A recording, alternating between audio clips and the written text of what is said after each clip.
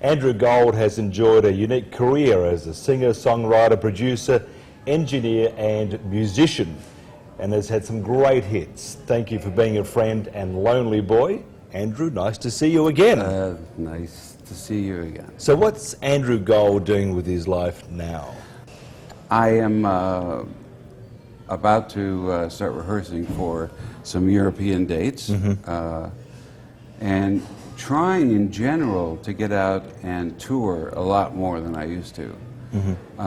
I spent some time, quite a bit of time touring in the 70s and to a certain extent in the 80s, but somewhere around the 90s I just sort of started concentrating on being in the studio.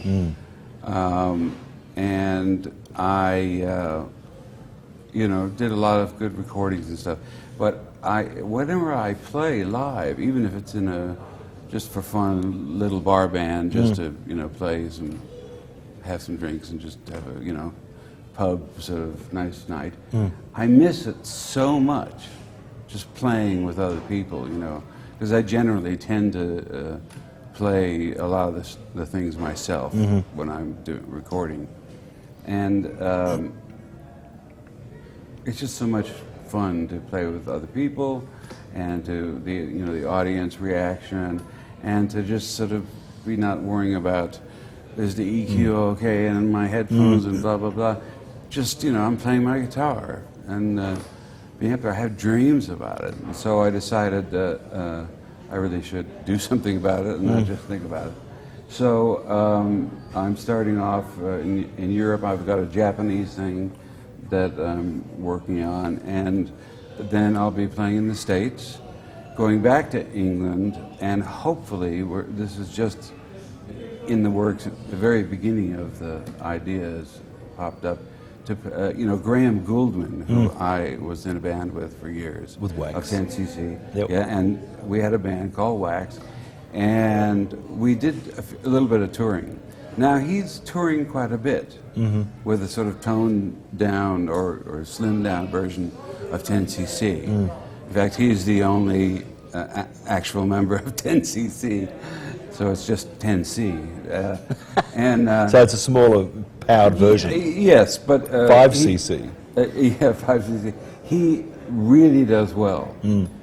He really does well. He is starting to make it quite a yearly thing.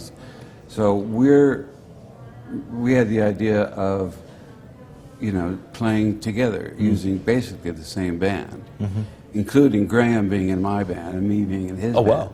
We would switch to the band we were in, Wax, and do our thing, and then 10cc would come on. Except for that, they would just remove the mask, and I'm actually playing some dates with Roger McGuinn of the Byrds. He asked me to play a bunch of dates in Florida, which is where he lives. He's an icon to me. The Byrds were part of the big three, the Beatles, the Byrds, and the Beach Boys. So,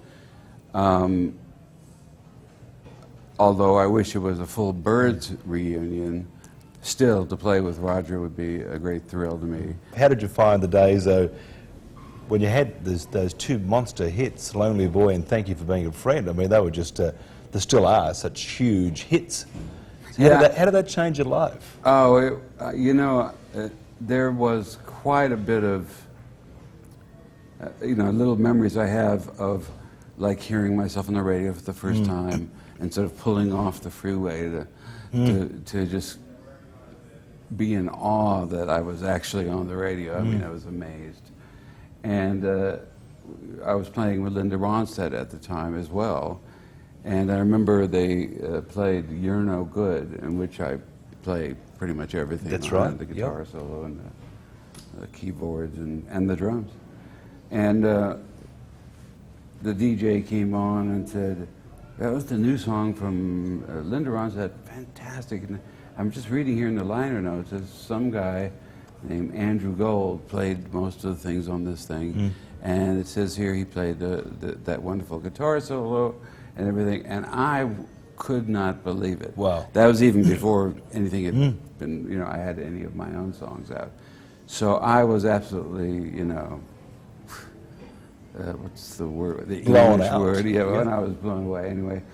And then things started happening with Lonely Boy, and then after that, Thank You for Being a Friend. I remember we did a show, a big show here, sort of like the Top of the Pops in England and other countries. Everybody has their pop show.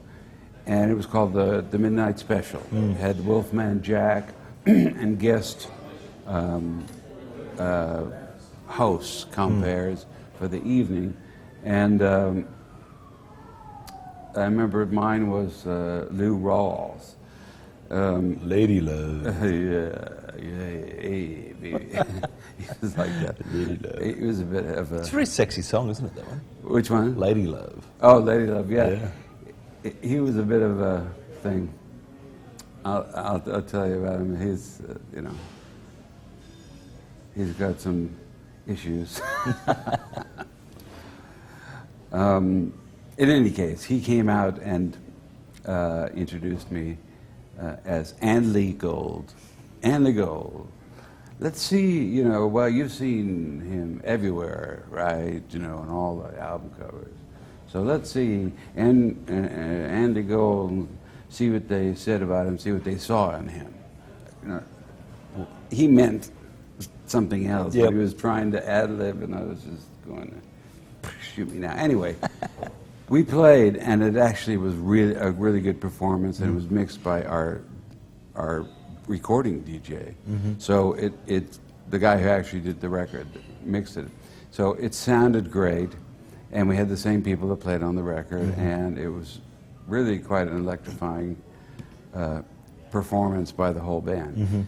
Next day, after it was aired, I'm filling my car up with gas, just standing there, and this car filled with college girls Oh! Now drove we're by talking. and quite far away, and they started shouting out, "Andrew, Andrew," and I was going, "Yes, life is good. It's good to be king." You've now made it. Oh, I was thrilled. I went, Yeah.